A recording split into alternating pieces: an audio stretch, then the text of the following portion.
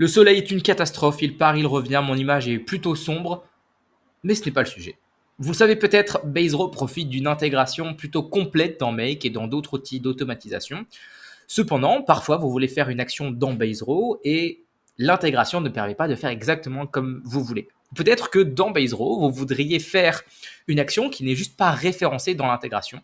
Et d'une manière générale, il est possible que un jour, vous souhaitiez utiliser un outil par API et cet outil n'a pas d'intégration dans vos outils d'automatisation. Donc, il va falloir se coltiner la documentation. Tantôt, c'est simple, souvent, c'est compliqué, mais pour commencer, je vous propose d'apprendre ensemble à lire une documentation.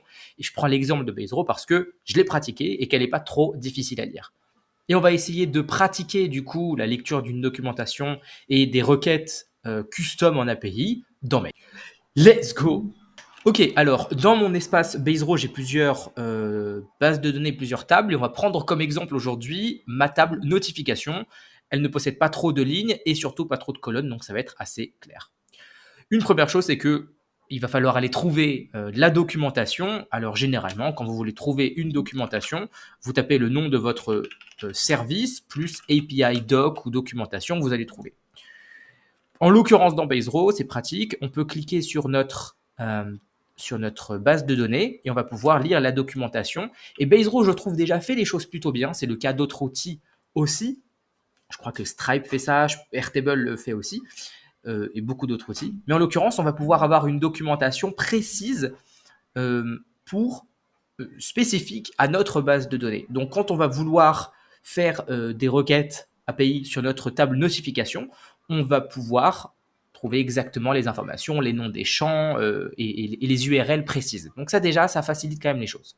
Avant ça, c'est quand même important de comprendre comment décrypter une documentation, quels sont les grands points d'une documentation et d'un appel API d'une manière générale. Généralement, moi, en gros, je décortique un appel API en 4 grands éléments. D'abord, il y a l'URL à laquelle on se connecte. Donc, par exemple, on veut faire une action dans notre table notification pour, par exemple, lister les lignes de notre table notification. Eh bien, ça va commencer par avoir une URL à laquelle se connecter, comme un site internet. Donc ça va être une manière de dire à l'API « Coucou API, je te demande de faire une action ». Le deuxième élément, c'est le type de requête. Peut-être que vous le savez déjà ou pas. Il y a en gros 4 grands types d'actions qu'une API peut faire. La première, c'est aller récupérer des informations à travers la requête GET. La deuxième, c'est créer des informations à travers la requête POST. La troisième, c'est mettre à jour des informations à travers patch ou update. Ça dépend des termes et des documentations. Et la dernière, c'est supprimer à travers la requête delete. Parfois, c'est un autre nom.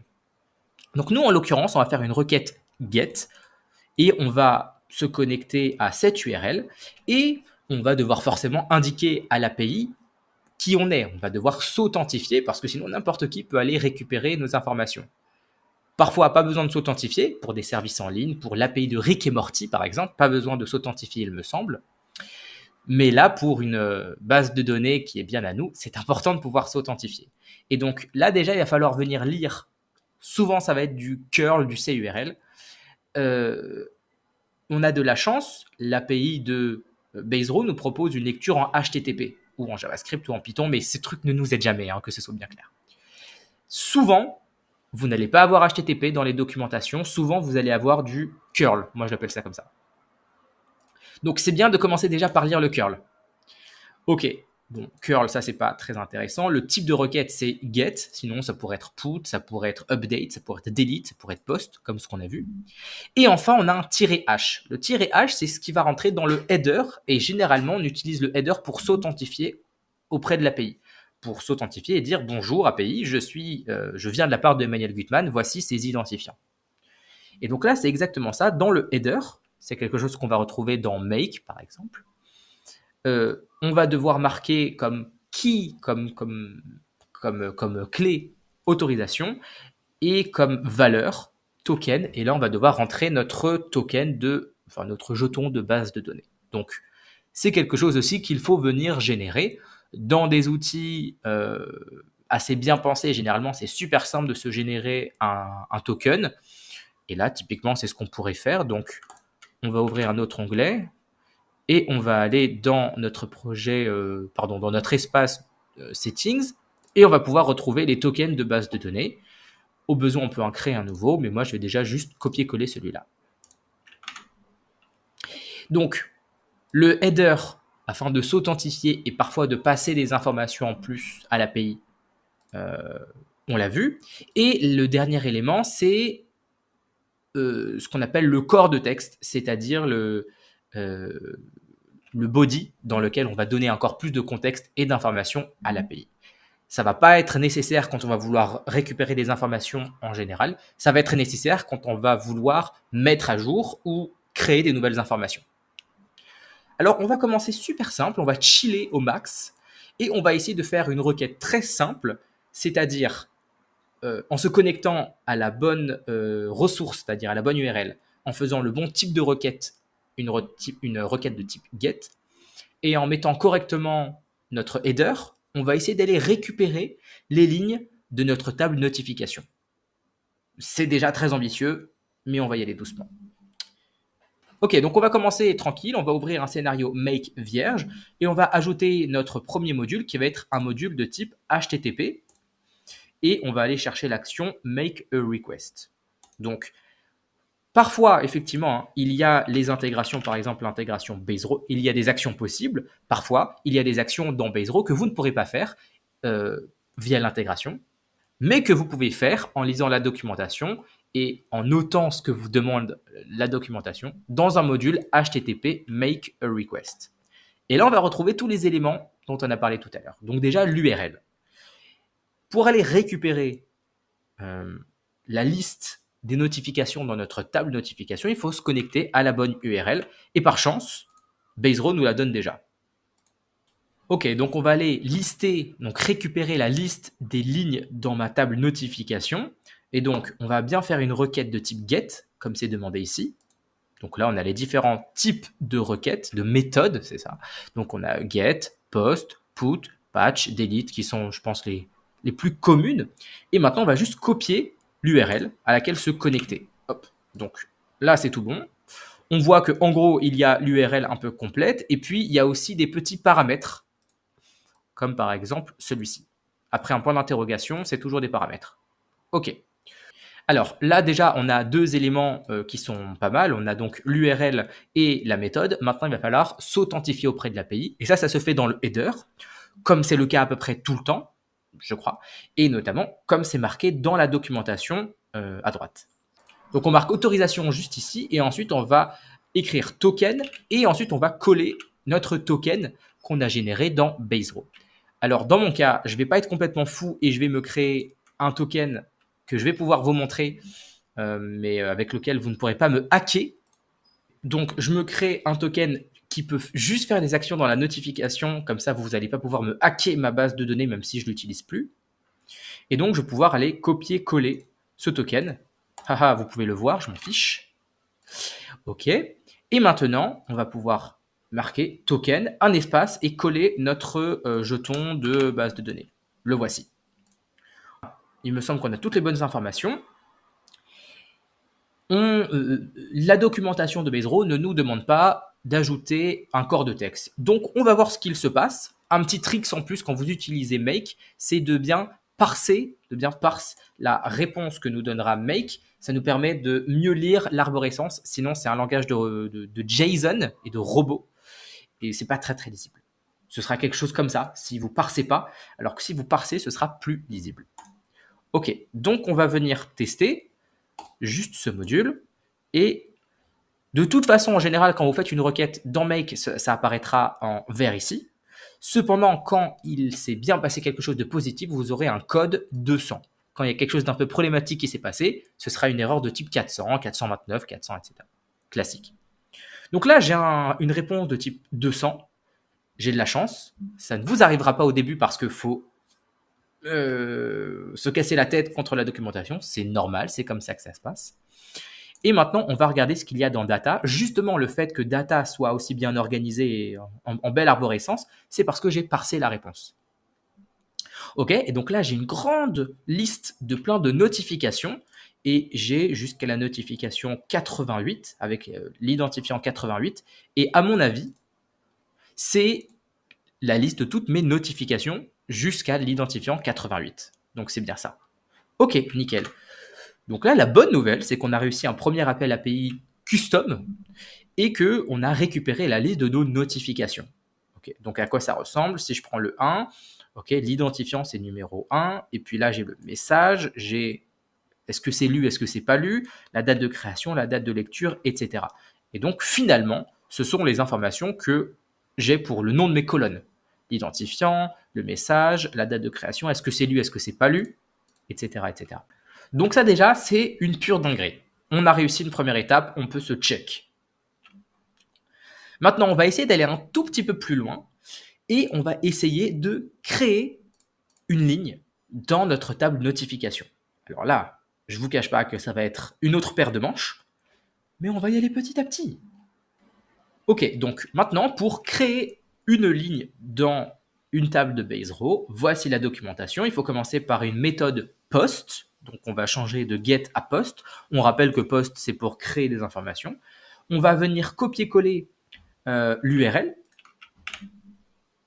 Bon, bah là, visiblement, c'est précisément la même, ce qui est quelque part un peu logique. Ok. L'autorisation et le token, on n'a pas besoin de le changer. Une fois qu'on a réussi une fois à s'authentifier, c'est que c'est à peu près pareil dans le même espace de base de données. Donc, trop cool. Maintenant, juste, il va falloir ajouter des informations dans le corps de texte. Alors, je vois juste une chose de plus. Quand on veut ajouter des informations dans le header de type H, il va falloir ajouter une paire clé-valeur content type application JSON. Ok. Donc, en principe, on pourrait le mettre ici. Donc, on va marquer content type. Hop. Et là, on va marquer application JSON. En l'occurrence, dans Make, on peut se passer de faire ça et directement dans body type, demander une application form URL encoded et ça marchera quand même. Mais bon, faisons-le proprement. Voilà, on va le faire comme ça. Et maintenant, on va devoir ajouter des paires clés-valeurs. Donc, on rappelle que clé, c'est le nom de la colonne et la valeur, c'est la valeur qu'il y aura dans cette nouvelle cellule. Mais on va déjà essayer de le faire sans. Pour moi, si je rajoute aucun champ field, c'est possible que ça marche. Et ça va juste créer une ligne vierge dans mes notifications. C'est ce que j'imagine. Donc, on va tester ça et on va voir ce qui va se passer. C'est toujours comme ça. Les appels API, quand vous lisez la documentation, c'est que des échecs et on apprend petit à petit.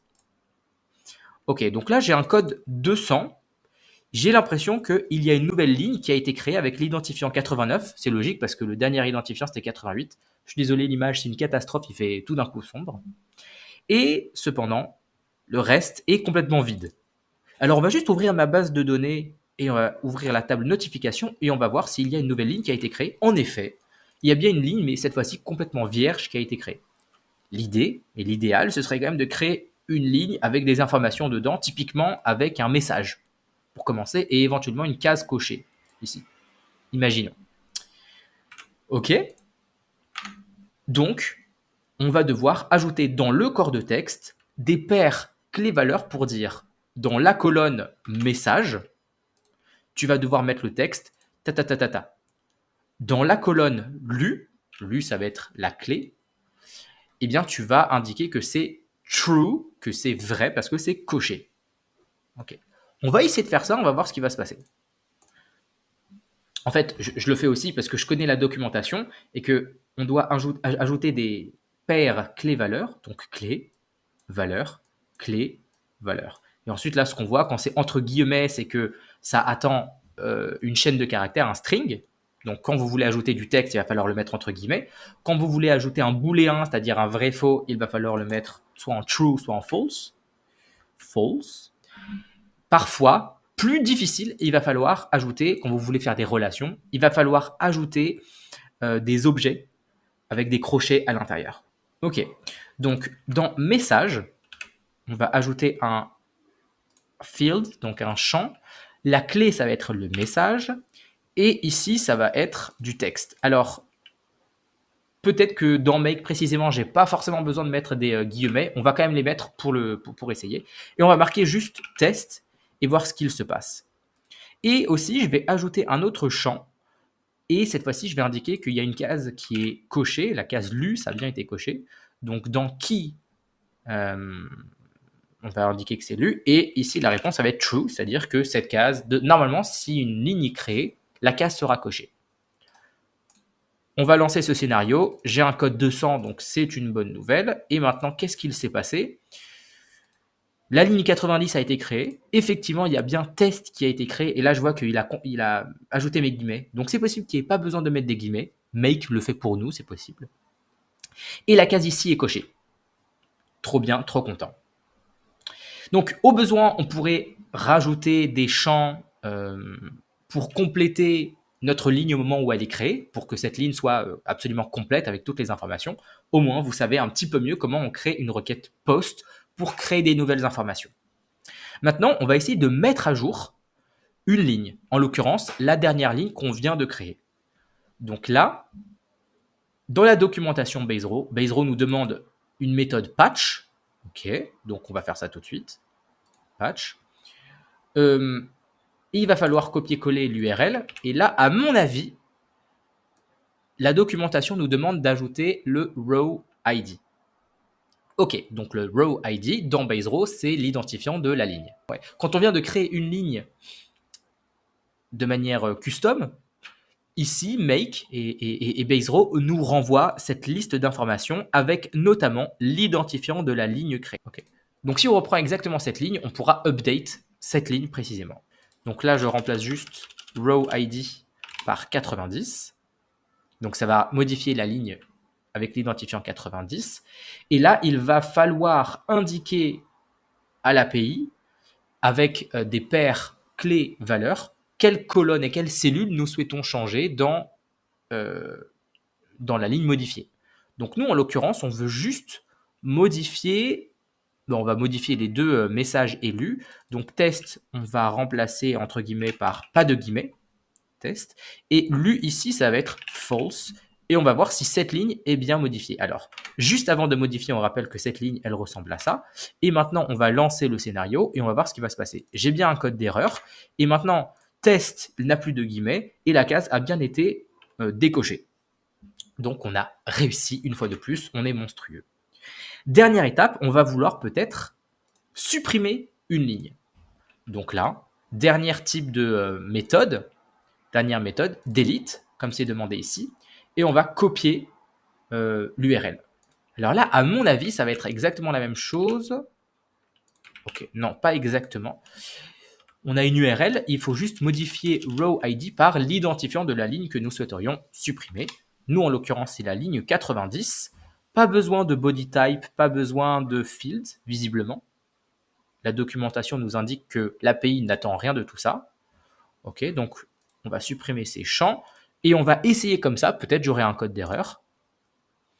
J'ai 204, alors 204, on a justement une liste de HTTP errors ou de réponses. 204, il y a le code 200, donc c'est pas mal, je ne sais pas exactement ce que ça veut dire. Donc on va aller regarder dans la table, et je vois effectivement que la ligne 90 a été supprimée. Ok. Bon, le sujet des API, c'est toujours un sujet technique, apprendre à s'y mettre et lire une documentation quand on ne sait pas faire ça, c'est difficile. C'est comme lire un mode d'emploi. Quand on n'est pas du tout dans le milieu, c'est compliqué. C'est pour ça que je suis là. J'espère en tous les cas que mon travail vous a un petit peu aidé. Si c'est le cas, vous connaissez la formule. Vous pouvez mettre un petit like, un petit commentaire. Ça aide à avoir plus de visibilité et donc aider plus de gens à s'en sortir face à ces modes d'emploi compliqués à lire. Dans d'autres vidéos un peu plus tard, je vous proposerai d'aller encore plus loin et de lire la documentation d'outils plus techniques comme Stripe, Google ou même Meta.